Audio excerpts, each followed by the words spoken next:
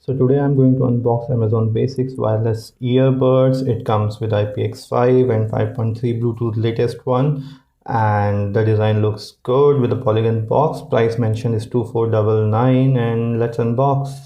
So you get a leaflet with the instruction that we always ignore. Who cares?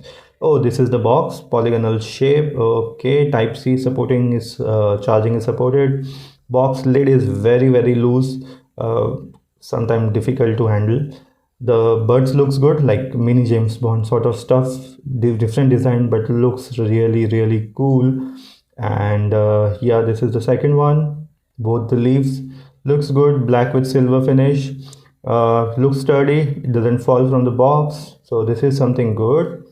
Apart from this, you get a type C cable for charging and some ear tape. Music performance is just flat. Indoor calling is good, outdoor calling is very bad.